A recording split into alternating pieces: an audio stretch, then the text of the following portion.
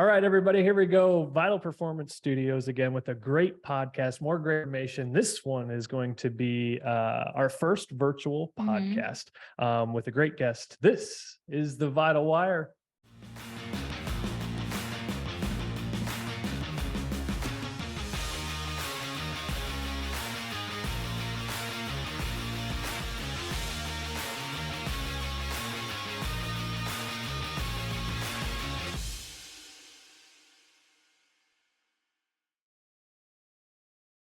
All right, here we go. Super excited to have you, Dr. Trent Nestler, in the house tonight virtually. You are our first virtual podcast.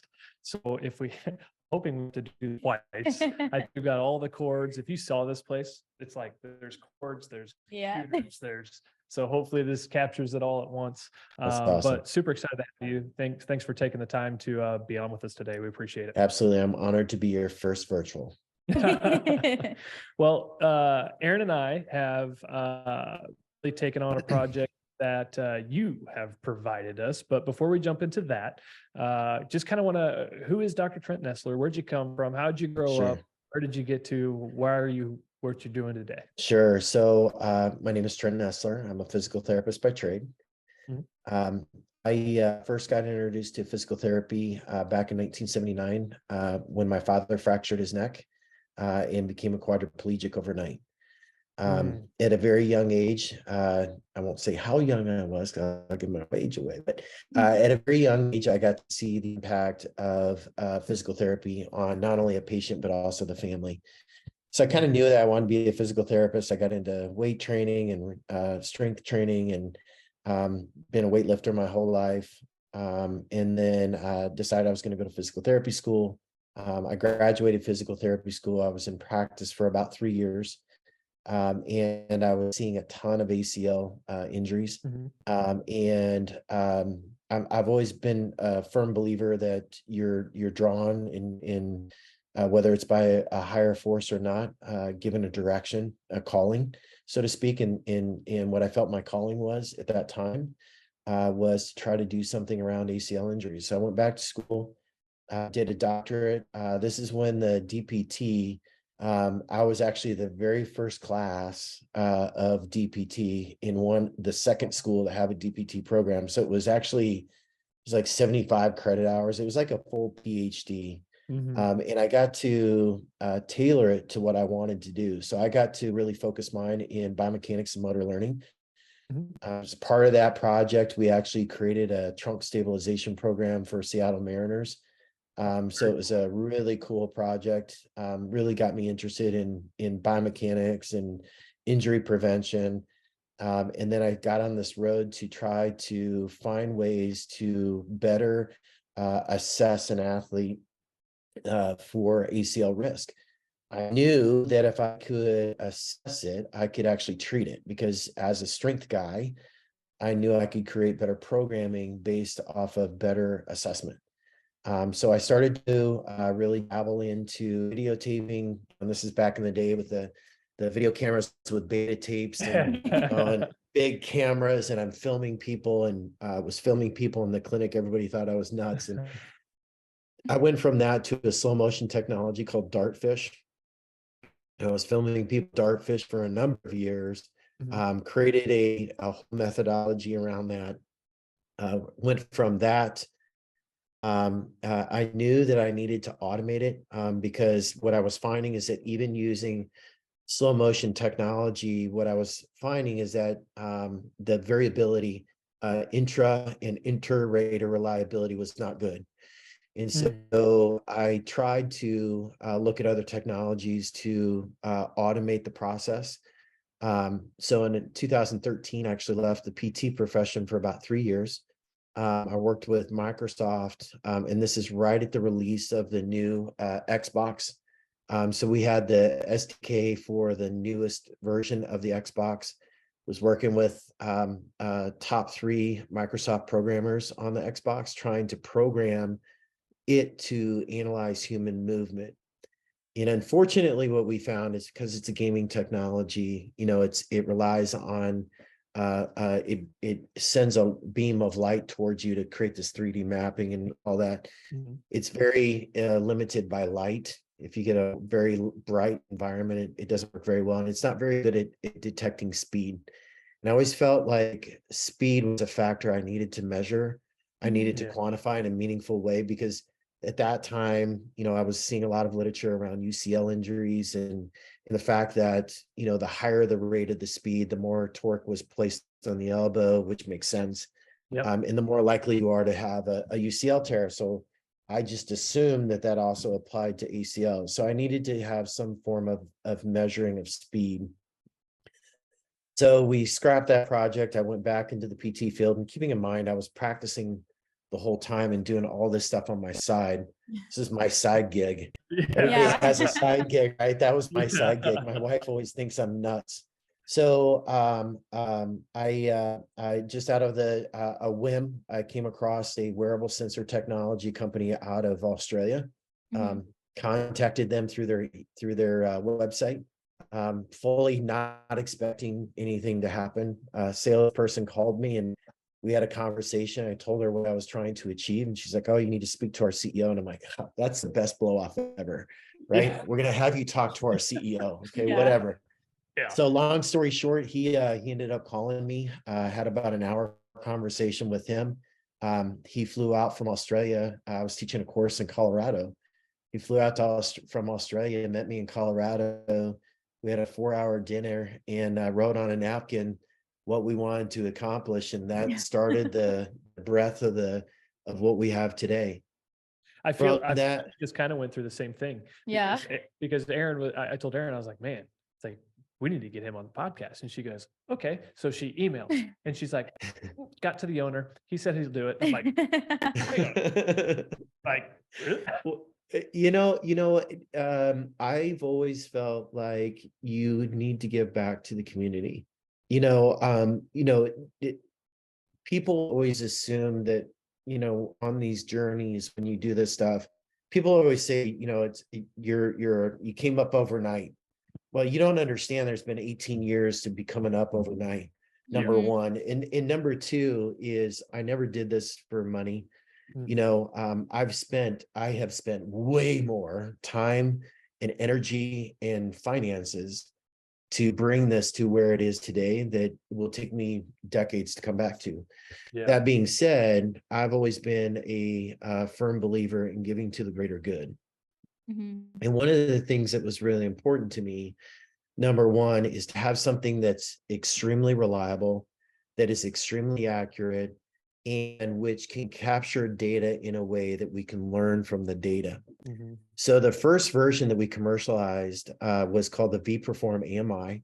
The V-Perform AMI used 2 sensors and the DorsaVi software, and it was within 3% of a Vicon system. So very accurate measure of human movement. And the assessment that I had created is called the Athletic Movement Index, or the AMI. And so it was the V-Perform AMI. That was what we commercialized in 2017. So we launched this. We got some good market penetration. We've had market penetration in the NFL and the NBA, teams and organizations using it as baseline testing. The thing that was important for me is that the technology be efficient enough that you can use it in the clinic, but Mhm. more importantly, that it was efficient enough that you could use it in mass physicals. And so the way that it was developed was designed around the idea or the concept that it could be used in mass physicals to identify baseline movement patterns that put people at risk, and then use that information to drive exercise programming that they can do throughout the year. So I think the thing that about the EMI that was the most important to me was that it collects the data, right? Mhm. So I never forget the first conversation I had with DorsaVi around the data collection. They're like, "Well, why do you want to save all that data?" Because it creates a lot of problems, believe it or not. When we first launched the system, it was Microsoft based. It was off the Microsoft Pro. And one of the things that we found with the Microsoft Pro was that the first version I had of the Microsoft Pro, it crashed. Mm. So we went to the Pro 2, I think it was, it crashed. We went to the Pro 3, it crashed. We finally got to the Pro 4, and it had enough storage and it had enough capability that it wasn't crashing the system with all the data that we were getting. But the data was important to me because what I knew is that if I collect data on 10 people, that's great. But if I collect it on 1,000, like when I think of research studies and the most powerful studies out there, like that's an N of 1,000. But imagine if that was an N of 5,000 or 10,000 or 15,000, right? So that was important to me that we're collecting all of that data. So the AMI collects 1,500 data, the original version collects 1,500 data points for every assessment that we did. That said, we had by the time we launched the second version, which you have right there, by the time we launched the second version, we had 450 systems across the US, and we had collected data on over 70,000 athletes, which equates to about 110 million data points related to human movement. So what that's done is it's actually taught me a ton about correlations of movement to risk. I'll give you one great example. This is one I always use, and we're learning more. But one of the things that we know from the literature is, McPherson published some really good studies in the American Journal of Sports Medicine back in 2019 that basically showed that if you have a concussion, you're 3 times more likely to tear your ACL up to 3 years after a concussion. So my question was, well, why is that? So one of the things that we actually track with the AMI is we track concussion history. And one of the things that we've seen with our data is that athletes who have a concussion or a history of concussion tend to have a larger degree of dynamic valgus at the knee, and their speed of dynamic valgus is much greater. So what that did then is, at that time, I was working for a large physical therapy company. And at that time, when we treated concussion, we were doing neck stuff and we were doing some vestibular stuff. Never once did we do single leg squats, single leg hops, or multi-directional hops. But what the data was telling us is that based on the lack of control of dynamic valgus and speed of dynamic valgus, one, we needed to do some core training, and we needed to do some more single limb training before we return that athlete back to sport. So that's, to me, how the data begins to tell us a story that we never even knew existed out there. So the new version, which you have there, we just released in July. The sensor, now instead of having 2, we have 4 sensors. Those sensors have an IMU in it. It's an inertial measurement unit. It has an accelerometer, a gyrometer, a magnetometer. So it detects motion, rotation, and acceleration data all at the same time. Now that sensor is very small, but it is super accurate. That sensor is actually within 2% of a Vicon system. So what it allows us to do is, literally in 15 minutes, I can get lab quality data on someone, no matter where we're at. And people are always like, well, how long does the test take? The test takes about 15 minutes. And so, sometimes I get a lot of pushback. Well, that's too long. It's just way too much time. You can't do that. You can't. I got 110 football players, Trent. How in the world do you expect me to do 110 football players? Well, you think you have a large number, okay? We do this in first responders. Matter of fact, this summer, we are doing 3,500 first responders. In one department, we're doing 2,000 firefighters. We're functioning where we're getting about 100 firefighters through the assessment in one day. So the ability to be able to scale this on a large scale is there. The ability, so right now we have data on about 7,000 first responders. Part of the goal of doing that is adding to the greater good. I know that if I just look at firefighters and I just look at their movement and I give them an exercise program, reality tells me that the compliance rate is probably going to be 10% if I'm lucky, right? But more meaningful is that what most people don't know is that when a firefighter, when their bell goes off and they get a call and they have to get down to the fire truck, they have to put their boots on in less than 30 seconds.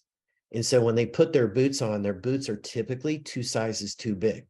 Now, what you and I know is that if you put a boot on that's 2 sizes too big, and then you put 110 pounds worth of equipment on, and you're running into a fire where it's hot, you're tired, you're fatigued, it's wet environment, and your foot's unstable because you got a shoe that's 2 sizes too big, that's a problem, right? Mhm. So part of what I'm trying to do is be able to look at biomechanics, see what the risk factors are, and then use that information to hopefully develop better gear.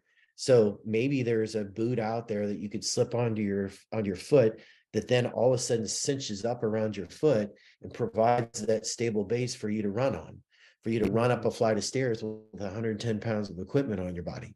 So, data is, in my mind, one of the, the EMI right now is the largest objective movement database in the world. It is now available in 5 different countries. We have 70,000 that I'm aware of, but we're collecting data right now at about 3,000 a month. That being said, this database, in my goal, is by the time of 2028 is to have data on over 1 million individuals, and to at some point be able to apply some form of AI to that, so that it helps us to produce better treatment strategies. One of the things that we do in my current environment is we push our data to an app that we created to auto assign people to an exercise program based off of their movements. In addition to that, our app is also tracking biometric information. So it tracks heart rates, it tracks sleep cycles, hydration, that kind of stuff. Because I know that there's a correlation of hydration to movement. I know there's a correlation of nutrition to movement. I know there's correlation of sleep to movement. Now what I'm trying to do is tie all that stuff together to see truly how do these things impact movement. Because what I want to be able to do is not just give you an exercise. I want to give you a strategy to truly impact not only the quality of your health and life, but also to minimize your risk for injury. And oh yeah, by the way, it also improves athletic performance. Yeah. It's like, it's biomechanics. It's so funny you say that, because Yeah. Aaron and I talk about that all the time, and we talk to our clients about that all the time. We're very much more neurological and structural and function. The last thing we want to do here is we have a lot of people come in with symptomatology, but even our non-athletes, it's like we're definitely not the injury chiropractor for athletes. We're definitely not the pain-based model of chiropractic and what we do. And it's so great that you're talking about function, because and one reason why we brought Erin on board is, one, she's incredibly smart and she comes up with stuff like this. But 2, it's just like, we tell people all the time, we want to give you what you need, not just like some random, like, here, go do these cat camels, you'll be good. It's like, no, Right. What is it going on? Find the source, treat the source, not the symptom, and give you what you absolutely need. That's where we're taking this with our athletes too. And all the information you're giving right now is doing nothing but building value for you and what you're providing. And it's exactly why we've added it, because I don't want to be reactive. I'd rather be preemptive. 100%. And there's 2 ways you can spell this. You can spell it reactive or creative. I'd rather get creative and give these athletes that we're starting to see. And you gave a little bit of your story in the first responders, but like you said, athletic performance, if we can give these athletes something sooner, if we can give these coaches, if we can give these parents, we see a lot of young athletes, elite level athletes that are looking to go to the next level. And it's like, if we can start now, and hopefully we'll start to build you a database, which might already be being built, of, sub 14-year-olds. And starting to build this now, because every parent wants to see their kid accomplish whatever it is, or they want to push them to D1, or they have a chance to go pro. That's great. But how about we start taking care of that now and start looking at this data now? Because it's like, okay, you're 14 now. If we don't strengthen this accordingly, whether it's hips, core, low back, structurally, if you have any scoliosis, it's like, how is that affecting down chain? And there's so many different ways I can go about that, but I kind of want to back up real quick. Sure. And there's 4 of these sensors. So let's go kind of kindergarten at this point, and I'll let you explain. There's 4 sensors. Where are they put, and why do we put them there? Why did you decide? Yeah, so we put one on thoracic spine, one on lumbar spine, and then one on each tip. And so the reason that we do that is the series of tests. So let me go through the series of tests. First test you do is a plank. The second test you do is a squat. The third test you do is a right side plank. Then you do a left side plank. And then what we do is we do everything on the right side. We do a single leg squat, a single leg hop plant, which is simply a multi-directional hop, and then an ankle lunge test. And then we repeat that on the left side. So the reason that we put the thoracic and the lumbar for the first three tests or three tests really, but because it's right and left, it's four tests. Yeah. So the plank, squat, side plank right, side plank left is in the plank. What we want to be able to do is see what is your control in flexion and extension and in rotation. Are you able to stabilize? Now, let me back up for a second. Part of the reason that we use planks and side planks, there's been some really good studies by Jong and DeBlazier, American Journal of Sports Medicine, 2019, 2020, that showed that if you improve your performance on those three tests alone, that you reduce your risk for low back injuries as well as knee injuries. It makes a lot of sense because, I mean, as we all know, the quads and the hamstrings come off the pelvis. And if you got a sloppy pelvis, you're going to have weak quads and hamstrings, a lack of stability. Well, I'll tell you, people cut you because of those planks, but I'll tell them to test the guys in the journal because when the first four tests are planks, they're like, this is so long. Oh my gosh. Yeah. Well, and so the planks and the side planks too, one of the other things that's been super interesting to me. So my other passion is mixed martial arts.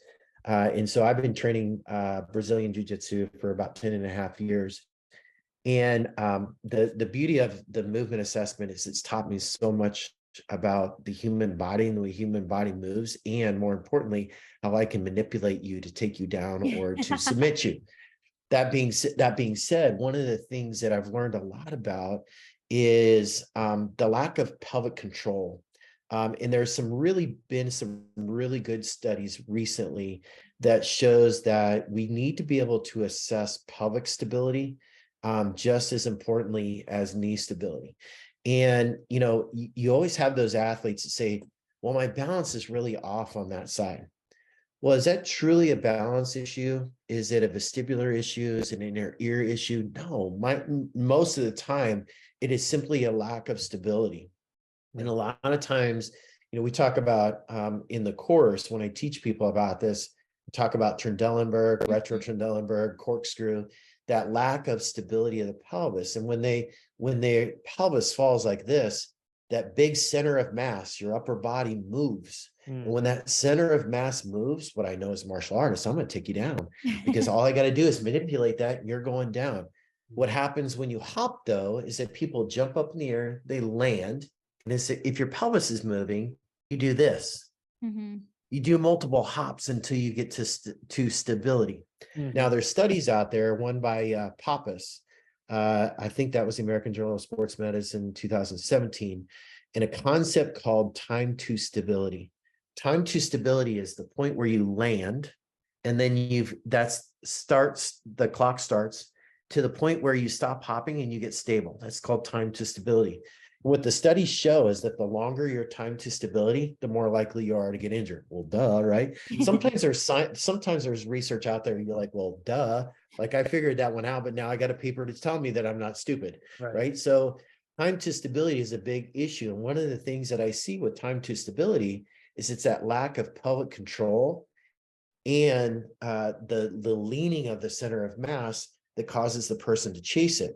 But the other problem with lack of pelvic stability is that when your pelvis moves like this and your center of mass moves this way, the force vector, depending on how you move your center of mass, the force vector a lot of times can add to a driving of the dynamic valgus.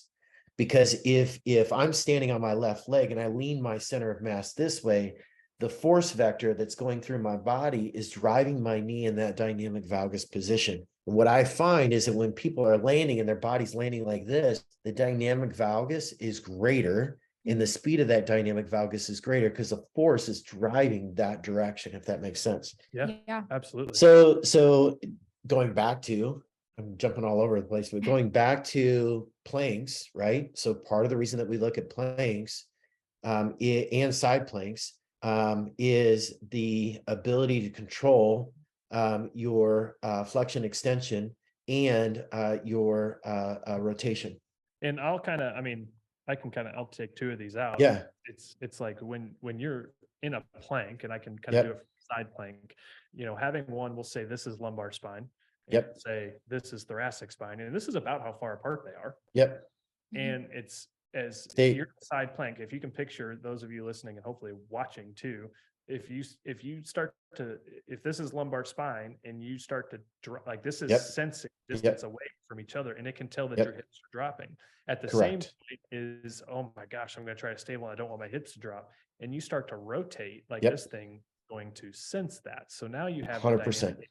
You have X, Y, Z, you have all Yeah. kinds of Yeah. different rotational angles that you're going to be able to see, which dictates, okay, where are, in simple terms, where are you weak? Where are you lacking? Correct. How can you do that specific exercise or whatever it is going forward? And when I deal with people we see a lot of ankle injuries, we see a lot of knee injuries, and those are, I mean, they're pretty common, Yeah. right? Sure. I mean, especially among athletes, but even in the general population, you hit the nail on the head. And she looked at me as soon as you said it, because she heard me say it when she first came here, is I tell people all the time, if you're having this knee issue, or if you're trying to avoid replacement, then there's things, here's my view on it, is one thing I know is if you're having a knee injury, knee issue, that's great. I hear you, but I'm also going to look at pelvis and lumbar spine. Yeah. 100%. And 100%. so, I'll tell you, there's more and more research coming out now that highlights that fact that the pelvic stability plays just as critical of a role as dynamic valgus. Mhm. And it's funny because I talk to people about dynamic valgus and they're like, oh, what's that? Dynamic valgus, part of the reason that we use the sensors is you could stand up right now and move your knee into dynamic valgus of 20 degrees, Mhm. and it's not going to hurt you.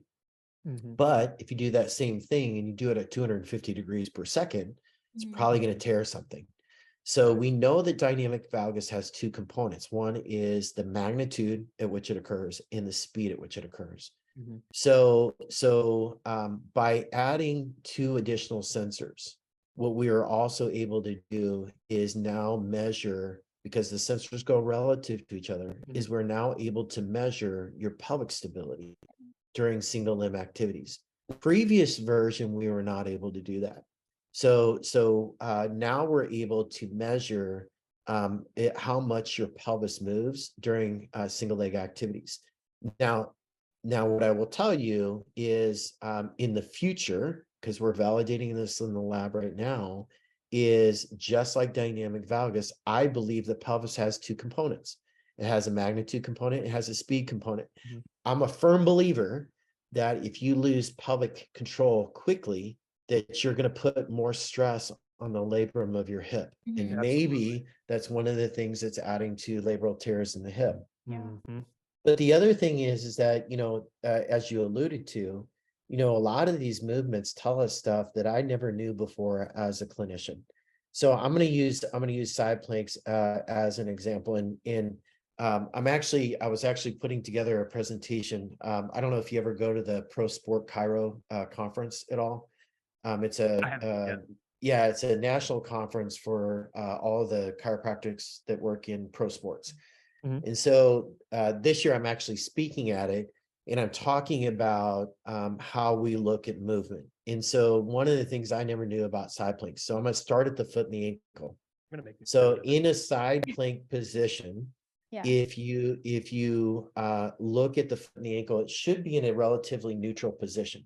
If someone's tibia falls down to the ground, I call that a tibial drop. And what it tells me is that there is some form of a weakness or lack of endurance of your perineals and your anterior tib. What we've seen is that people who demonstrate a tibial drop, especially in basketball players, they're more likely to suffer ankle sprains. So something I never knew from a side plank, right? I could tell really cool. someone's ankle risk from simply doing a side plank. Yeah. Mhm. So the next thing we do is we go up to the pelvis. If your pelvis drops down or it lifts up, that's obviously the highest EMG activity for the glute medius Mhm. is from that side plank position. If your Everybody's pelvis, favorite. yeah, if your pelvis rolls forward, that tells us a little bit about quadratus lumborum. If your pelvis rolls backwards, it tells us a little bit about transverse abdominis. We go up to your shoulder. If your shoulders roll forward on the downward arm, your serratus anterior and your rhomboids probably have some form of weakness. All of that information from a side plank, which, when I came out of PT school, I thought it was just for your core. I only thought it was for your abdominals. I had no idea I could get glute information off that, ankle information off that, shoulder information off that, all simply from one exercise, but the movements that occurred during that exercise. So taking just a side plank alone, when you're analyzing a side plank, here's what I used to do. I used to look at side plank, because this was 2D video. We'd look at your pelvis fell down. I'd start strengthening your glute medius. If you had a migraine headache, I would strengthen your glute medius. I was so focused on glute medius, right? So I'd strengthen your glute medius. They'd come back in, and guess what? They'd fall down again. So I'm like, okay, well, I must not be strengthening the glute well enough. So now I'm going to go back and I'm going to do some more exercises for your glute medius. They come back, I test them again, they still fall down. What I was missing is that they had ankle weakness, and that tibial drop was being reflected because their hips would come down because the tibia would drop down, right? So the hips have to come down as well. And I was assuming that that was all associated with glute medius.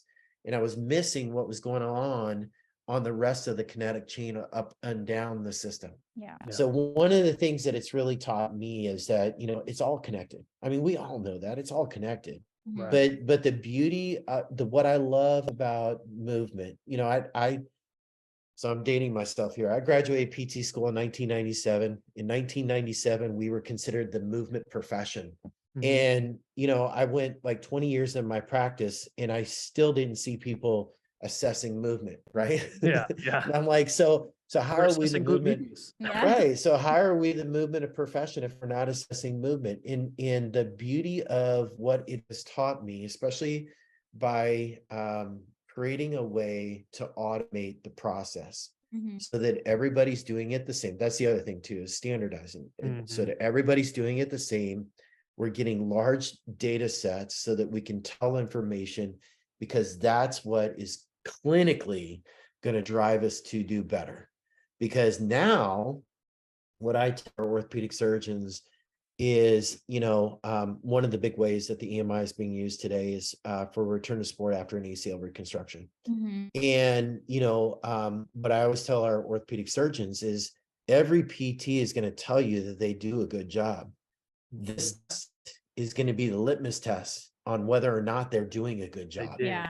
Because the Why data I is like the it. data, right? You're either doing it or you're not, right? And what happened historically is I might do an FMS on you, or I might do a tuck jump or whatever, where I'm visually looking at you and I treated you. So yeah, I think you're doing a little bit better, right? And I tell you that and I reflect that in the report I give to the doctor. But this is an objective measure where there's no bluff to it. Like you're either doing it or you're not doing it. And so that was, to me, one of the most important things, is to be able to make it very, very clear and consistent in the way that we do it, and objective and reliable, so that the data that we know is clean. As long as you follow the directions and you stick the sensors on correctly and you go through the assessment the way that you're supposed to go through the assessment, the data is clean. And then what you can do is you can truly see how much is my clinical intervention affecting the results test. Because here's what we do know. We've done several studies now. What we do know is if you improve performance on this test, you're going to reduce muscle injuries and you're going to save money. So in college athletic, we track claim submission data. So we track not only your injury rates, we not only tracked your days on the DL, but we also track the impact on claim submission data. And one of the things that we found is in collision sports, injuries are still going to occur. But what we found is that the severity of those injuries significantly reduced. So instead of that being a meniscal tear and having surgery and being non-weight bearing for 6 to 8 weeks and having multiple months of rehab. Yep. Now it's a meniscal strain, and you get some ice and some rest, and you're back on the field in 2 days. Yeah. Yeah, so we're working even more closely with the Lindenwood athletes. We actually just had the head football coach on a podcast just a few weeks ago.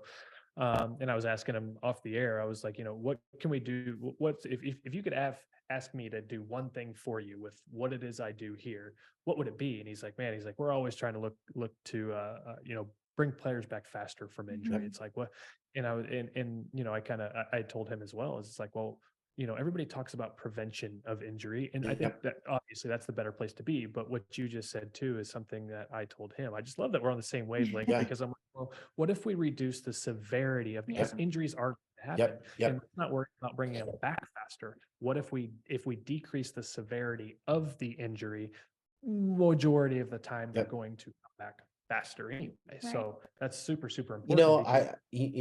So that has been a big area of focus for me in the last probably 12 months. And primarily because the population that I'm so my W-2 job, I work with firefighters and police officers. My side gig, I work with mixed martial artists and Brazilian jiu-jitsu athletes. And during competition season, any sport where you're manipulating joints constantly, day after day, week after week, you're going to have injuries. And so what happens during competition season, I end up getting a lot of injuries. And so what I'm trying to do is I'm trying to get people back faster. And, obviously ACL injuries are pretty common in our sport. And so one of the things that I'm doing is I'm investigating a lot of different ways of seeing how do treatments impact the results of the AMI, most importantly. And two, what can I do to accelerate that process? And I tell you, I'm finding some fascinating stuff. So one of the things that I'm doing is I'm doing preoperative and postoperative IV treatments where I am flooding the system with a cocktail of vitamins and supplements that are going to do nothing but boost their results. I'm also adding BFR immediately after surgery. I'm combining that both with a neuromuscular stem.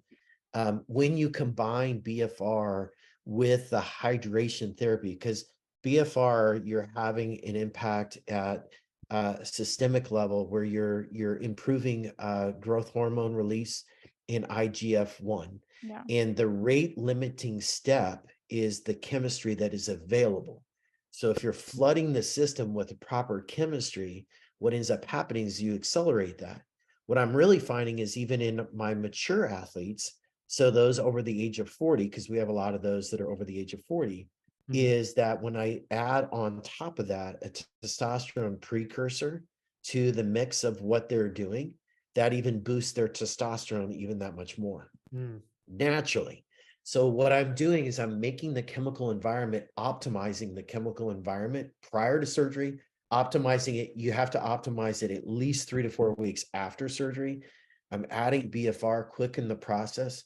One of the other things that I'm adding a lot is, there's a lot of studies out there looking at neuroplastic changes in the higher centers of the brain after an ACL reconstruction. And what it means is that you have to do some kind of training that includes that intrinsic type of receptive training. So the device I use, and I'm not trying to promote a particular product, but the device I use is called QuickBoard. Basically what it is you got an iPad in front of you, you've got a pad underneath you that's got 5 circles on it. The iPad will flash which circle to put your foot on, and without looking with your head or with your eyeballs, you have to reach back and touch whatever circle it is. And what it does is it helps to make that neural connection. And it actually tracks you. It tracks your speed of accuracy. It tracks your accuracy and the speed at which you're able to accomplish that task.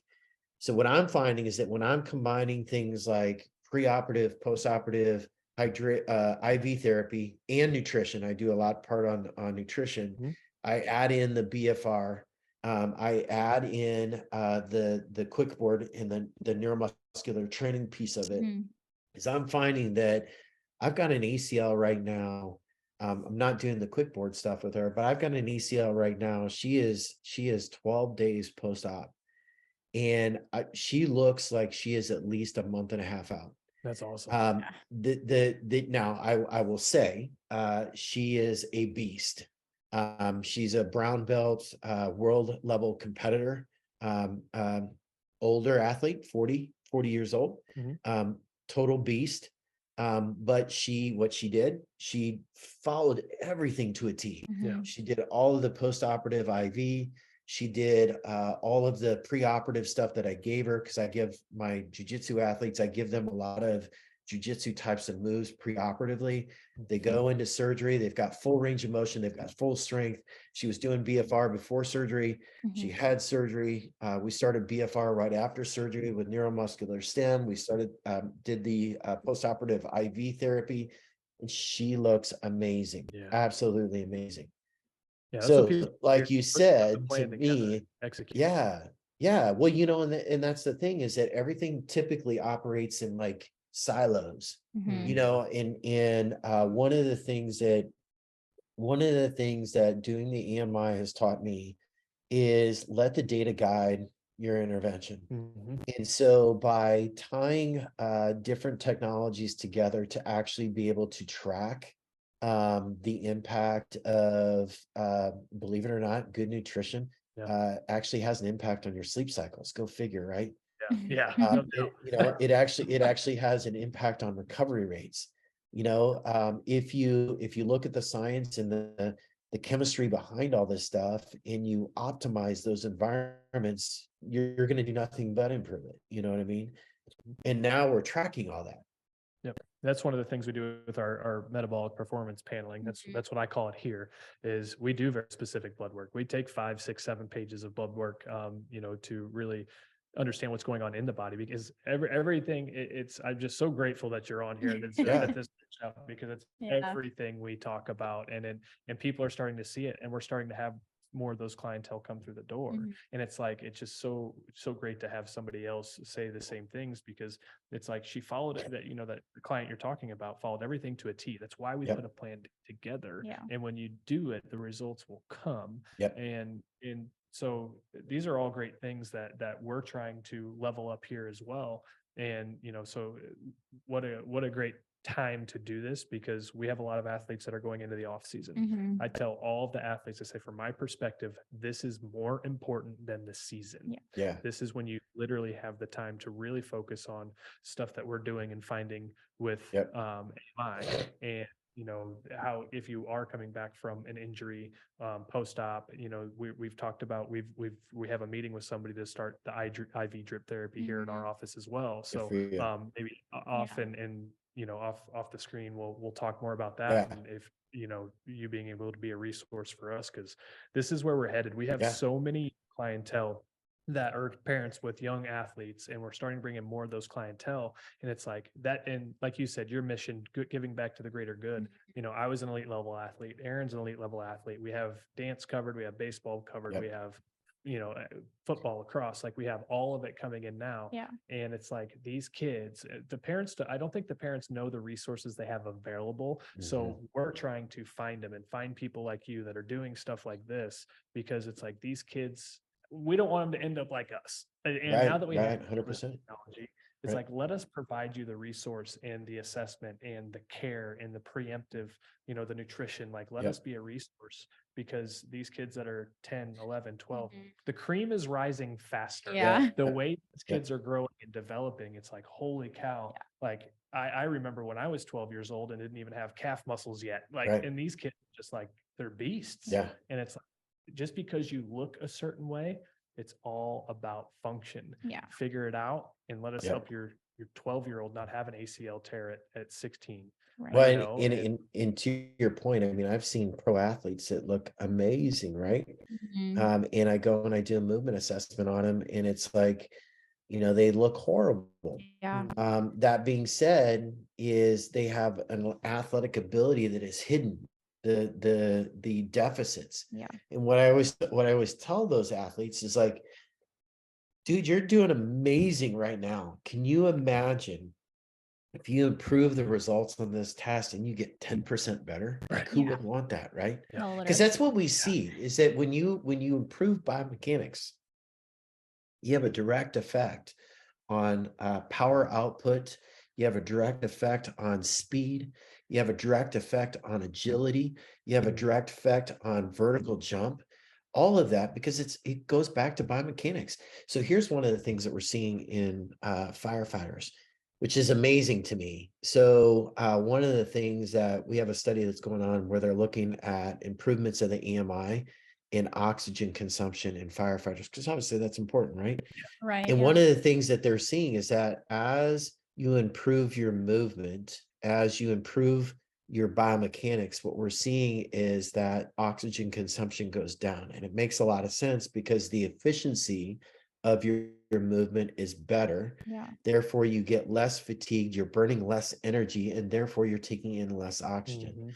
So So what cool. we're seeing is we're seeing a direct effect on movement and a decreased risk for injury in firefighters, but we're also seeing an improvement in oxygen consumption in firefighters.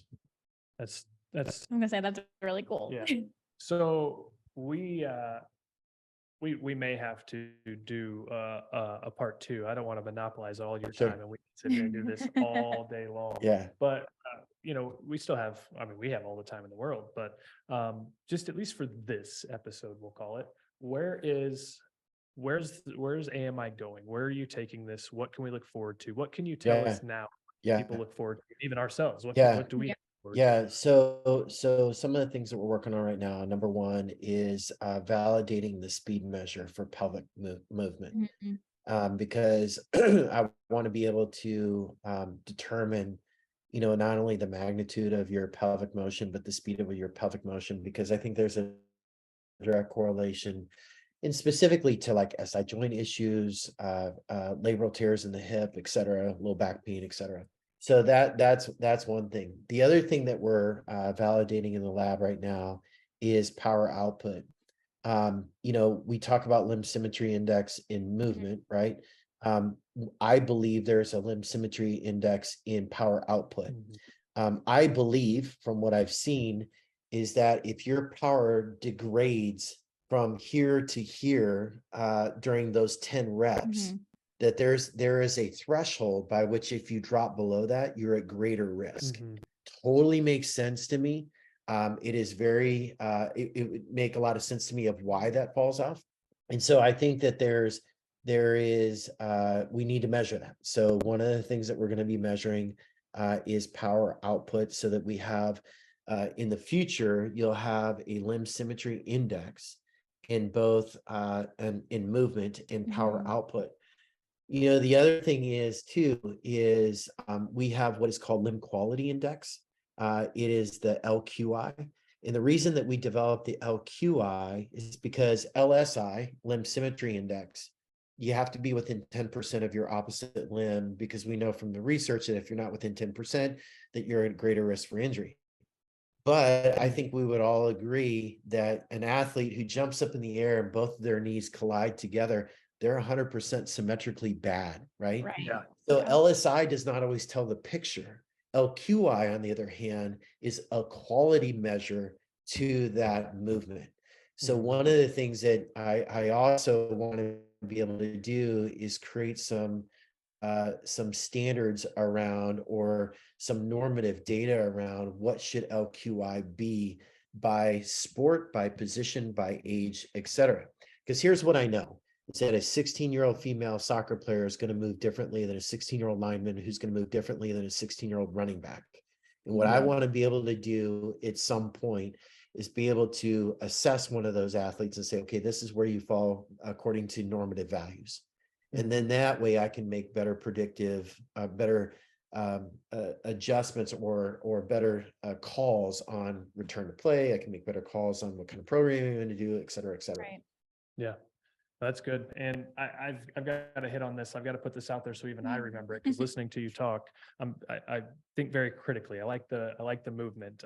I drive race cars on the weekend. I build them. I love that whole component. So I'm very critical thinking, and this is not from any research, but already what I want parents to know, and we can dive on this. I want to get your thoughts on this afterwards potentially, is doing this, finding out where they rank through this assessment is very important too, because you can build something strong incorrectly, and you can build something that's very fast incorrectly. Here's what I know with that is, if you're doing a movement, you're so fast with it, that speed component used in an improper position with an improper foundation increase severity of injury. For sure. Same with power. The harder you do something through a foundation Yep. of any house, a body, whatever. And this is just coming off the top right now too. And this is what, we want to get people to start to think about, and why we're starting to use this is because now saying that, it's like, holy cow, it's like, imagine having something go 100 miles an hour through an improper foundation. Yep. Imagine something having a solid foundation and going 110 miles an hour and having it be improper. It's like, what a tool that is as a baseball player, as a soccer player, as you're swinging hip to kick the ball, as you're doing turns on a dance floor, as you're whatever it is. It's like, you can go as fast as you want, but let's make sure it's correct how it's being accomplished. Well, and one of the things that's part of the reason I want to measure power, because I'm a firm believer that as we improve the quality of your movement, what we're going to see is that degradation of power is going to be less, because you're more efficiently moving along the system, and the overall power increases because that power, that kinetic energy transfer across the system, there's not loss in the system.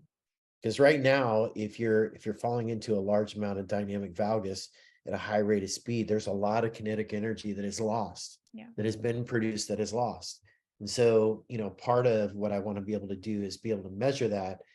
Quite honestly, part of the reason I want to be able to do that is to bring in some of the key stakeholders, the strength coaches. Power is going to mean a lot to a strength coach. When I talk to a lot of the strength coaches about dynamic valgus, it's like, don't really get that. But when you can relate that to a power function, power generation, a maintenance of power over time, that's going to be very meaningful. And what it's going to do is it's going to cross more links in the care continuum, because now it's not just the physical therapist and the chiropractor, but now you've got the athletic trainer, you've got the strength coach, you've got the coach, everybody's online. Right now, when I go to teams, it used to be that there was a big disconnect between the athletic training room and the strength and conditioning room. The athletic trainers were the medical side, and the strength guys were the strength side. And there was not a lot of connect between the two. The beauty of what the AMI is doing is creating that common language by which everybody can agree on, and everybody can see the connection. I think bringing in the power output to that piece will make it even that much clearer. Where's my bomb button? Yeah, I was like, Drop yes, bomb. yes. Because we literally, that's Have that discussion like every day. Got more athletic trainers we're collaborating with, because I think it's so true. It's like, we build power, you fix it when it breaks. It's like, we build power that breaks less. Or hopefully. It's like, we're not just the medical people. Right. 100%. So good. What questions do you have for him? I think my biggest one is, like, whenever we were testing football players last week, we have these football players who are squatting tons and tons of weight, like, over and over again every week. But then we put them through the AMI and they're lateral shifting. They have so many things. Isn't that horrible? Yeah. Like, right? Yes. I was one of them. I'm like, they go through their maxing, which, I think it's important to know how much weight you can push. But again, there's one thing about how much power can you push correctly. Right. And it's like, okay, if you squat 585 pounds, great. If you squat 560 at 96% efficiency, I'd rather have you, because you're not going to be sitting on the bench or in surgery with a labrum blown out. Right. But so, well, and think long term, total hip replacement, total knee replacement. The interesting thing is, I had not ever heard of lateral shift. Quite honestly, it's a term that developed. I won't say made up. It's one I developed Yeah. based off of what I was seeing. Mm-hmm. The first paper that came out was actually in the Journal of Strength and Conditioning, that was on lateral displacement of the pelvis during a squatting motion. It's a lateral shift. Yeah. And what I've seen is that lateral shift is actually more common than what I thought it was. Mm-hmm. And what I also see is that when I measure that in non-loading, is that when people load, it gets worse. Yeah. So it's amazing to me that, I've measured athletes, Olympic athletes, Mm-hmm. who have had a 20-degree lateral shift. So what we verified in the lab was that every 10 degrees is about an inch. Mm-hmm. So what I was seeing is an athlete, an Olympic level athlete who had a 2-inch lateral shift, who was getting under a 315-pound squat and doing 10 reps. So think about that, 2 inches off towards the right side. Think of what that's doing to the lumbar spine on that side, the SI joint on that side, the hip joint on that side, the knee joint on that side. I mean, and they're doing that how many times a week in Right. how many years in a lifetime? It makes you wonder, why so many of these power lifters end up getting one hip replaced and not both hips replaced. Because if it was symmetrical, in Mm-hmm. theory, it should be breaking down both hips at the same time. Yeah. It's asymmetrical, then hips going to break down. Mhm. Yeah. What else you got? Bomb. Yeah, another one. So Absolutely. many. I think like the biggest thing that we're kind of focusing on right now is like athletes and doing physicals basically with Yeah. the AMI. Yeah. We've created the ultimate sports physical is what we're calling it. Yeah. Literally launched a couple weeks ago, Mm-hmm. where we have this is an essential part of that ultimate sports physical. Because these high schoolers get, Yeah. they got to sign off for the state of Missouri or whatever Yeah. state they're in. So they walk in our door and they're like, and it's like, I think value there. Yeah. So Aaron and I were sitting there and we're like, How what if can it's we not make this just better? yeah. Yeah. What if it's just signing a paper? So we've done this. I don't know if you're familiar with Dr. Greg Rose, who does the TPI certification Okay, yeah. for golfers, Yeah. Titleist Performance Institute. So I've already, I bring that to the table. Mhm. She's brought this, and we are focusing on more of Yeah. the younger student athletes, and we have some of the olders and Sure. the high now, potential pro players as well. Yeah. Yeah, I think, that AMI was initially, when I envisioned it, I knew I need to make it so it could work in a clinic, but more importantly, I knew I need to make it work in physicals, because at the end of the day, you are not, what I always felt is that you're not going to truly address the magnitude of ACL injuries if you stick in a clinic. Yep. Right. Yep. So And as we kind of wrap this up too, I think it's important, and I think this is probably somewhere you're going to go with this. This is the foundation of this. I don't want people to miss the foundation of this. Kind of doesn't have to be isolated, but you talk a lot about the ACL injuries. right, That's the foundation of what this is built on. right. But you also talked about a lot of the UCLs too. Yep. So what I want people to don't hear what we're not saying. Correct. Any sort of imbalance at the core of the body can Yep. cause more stress, pressure, irritation, lack of performances Yep. across shoulder joints, Yep. across lower Yep. cervical spine, across Yep. upper cervicals, more potential for more severe concussion or TBI. More, depending on how you land, I can think as a pitcher right off the bat, how is the core and the trunk, and looking at the valgus and varus of the knees, exactly what you're talking about. How does that create torque across the shoulder and elbow? Like, don't hear what we're not Right. saying. This is not a test for just Correct. No, ACL. so and I agree with you, and thank you for bringing that up, because there was a good study by Deal, American Journal of Sports Medicine. Most of the studies I reference are American Journal of Sports Medicine.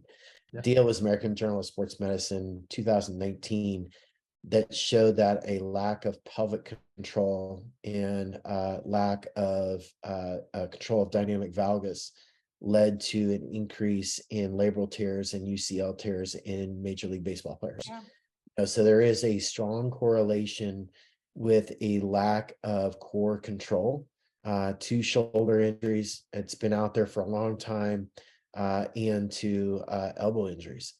So there is, even though this was developed based off of the biomechanics for ACL risk, because if you look at the literature, If you look at the biomechanics related to ankles, there's probably 60 papers. Yeah. If you look at the biomechanics related to ACL, there's like 3,000 papers, Yeah. right? So it was based off of the biomechanical literature related to ACLs, but what we found is that it addresses SI joint issues, it addresses shoulder issues, it addresses ankle issues. It really is a full body because it's how you're controlling your full body under load. Wow. Yep. Part 2 Yeah. eventually, because I know you told us off the air Yeah. before we got on, there's more coming that's going to Yeah. change even at the beginning of the year next year a little bit. And I'll tell you what, man, we are super grateful we were able to do this for us. And I'm so excited about where this go. Mhm. If you see any emails or calls from us, please take them until we I are will virtual. definitely. I We have definitely some will. plans with Yeah. the technology you're putting out and how we're going to incorporate it. And so, Well, next time I make it to St. Louis, I'll definitely come by and see you Yeah, guys. for yeah, sure. absolutely. Well, I hope everybody enjoyed that episode. There's a lot there. I Yeah. hope everybody Yeah. enjoyed it. Those of you that have young athletes, if you're a student athlete, if you're a more mature athlete, Mhm. let us be a resource for you. We've had these people around us for a reason. So let us do an evaluation with our AMI technology and give you the whole report and see how we can serve you better, help you maintain the life you want to lead and regain what it is you want back, Yeah. and keep you safe doing it. So what a great episode. Thank you, Dr. Trent Nessler. See ya. Thank you guys. Thank you guys.